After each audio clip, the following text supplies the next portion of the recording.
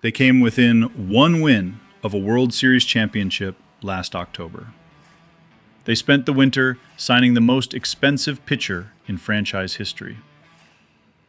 They entered this season as contenders, not pretenders. So somebody explain to me how a team with that much firepower gets completely silenced by a pitcher who strikes out fewer than a quarter of the batters he faces. Somebody explain how a 99-mile-per-hour fastball gets wasted on a Wednesday night in Milwaukee. And somebody explain how a reliever who hadn't allowed a single run in his first 7+ innings as a Blue Jay suddenly implodes in the 8th, handing the Brewers a 2-1 win they had no business getting. Hello, Jays Nation. Welcome to Jays Quick News, your go-to spot for the latest Toronto Blue Jays updates.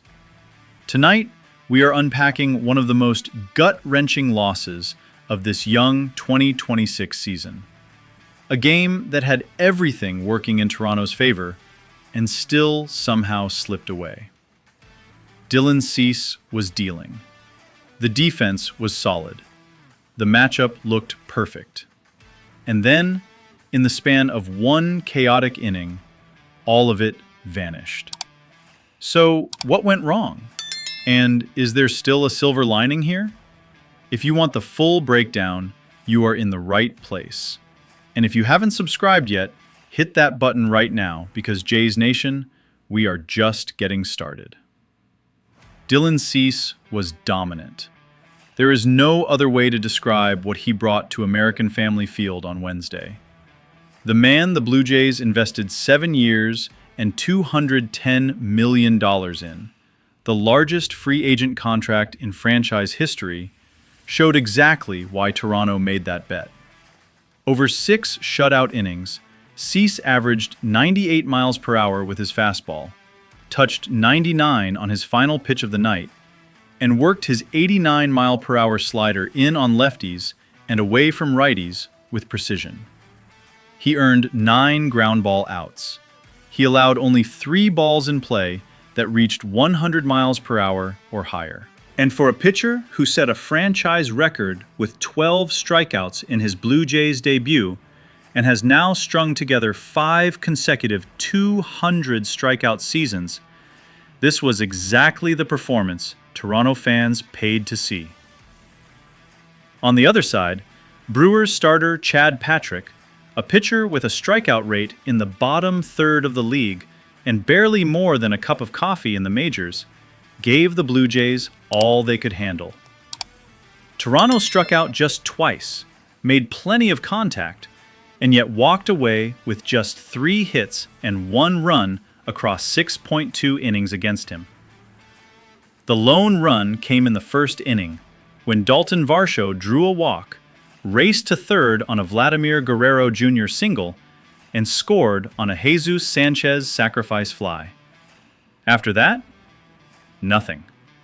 5 total hits, none for extra bases, and just 2 plate appearances with runners in scoring position all night. Then came the 8th inning, and this is where the night turned from frustrating to genuinely painful. Tyler Rogers entered the game. Before that moment, Rogers had been one of the quiet stars of the Blue Jays bullpen. The submarine-delivering setup man had not allowed a single earned run in his first 7.2 innings as a Blue Jay in 2026, continuing the elite form he brought to Toronto after posting a 1.98 ERA and 0.94 WHIP across 77.1 innings in 2025 between the Giants and Mets. He was not supposed to be the story. He never wants to be the story. But on this night, 2 plays that had nothing to do with hard contact changed everything. A David Hamilton dribbler that Rogers couldn't handle. A Sal Frelick bouncer that catcher Brandon Valenzuela bobbled directly in front of the plate. Suddenly, 2 runners were on base with no outs. William Contreras grounded the first pitch he saw into right field. Tie game. Moments later, Bryce Terang chopped a grounder over the mound, and the go-ahead run scored. That was all it took. This loss stings because the Blue Jays are already playing short-handed. Anthony Santander, George Springer, Alejandro Kirk, and Addison Barger, 4 players expected to be lineup regulars, are all unavailable. Manager John Schneider has now written 16 different batting orders in the team's first 17 games, cycling through combinations around Guerrero, trying to manufacture runs from a lineup that was never designed to function this way. Here is the honest and somewhat uncomfortable truth about this loss. Rogers had actually done his job beautifully all season long. His submarine delivery, the lowest release point in all of baseball at just 1.33 feet off the ground, had been generating grounders and keeping hitters off balance. His career ground ball rate sits at the 98th percentile. His barrel allowed rate last season was dead last in the league among qualified relievers. This was not a pitcher falling apart. This was chaos in front of him, and that is a real vulnerability with Rogers' style. He depends on the defense. When 2 routine fielding plays go wrong on the same night, his ground ball heavy approach has nowhere to hide. That context actually makes the loss easier to process, and it makes this moment more important. The Blue Jays didn't lose because Rogers is broken. They lost because a depleted, patchwork lineup couldn't score more than 1 run against a pitcher who shouldn't be dominating them, and because 2 sloppy fielding plays snowballed into a nightmare. Now zoom out to the bigger picture. Last October, this franchise came within 1 win of its first World Series title since 1993. Guerrero had one of the most explosive postseasons in Blue Jays history. .397 average, .795 slugging, 8 home runs that set a franchise playoff record. The city of Toronto tasted something real.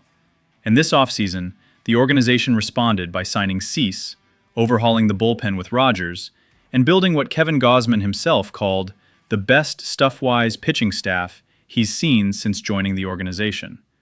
Gausman, for his part, is currently the hottest pitcher in baseball. A 2.08 ERA, a 1.75 expected ERA that ranks first in the entire major leagues, and a 40.6% strikeout rate that looks more like his Cy Young caliber 2023 form than anything else. So where does Toronto go from here? The good news is that the foundation has not cracked. Cease is still learning to command games from the front rather than battling back from behind.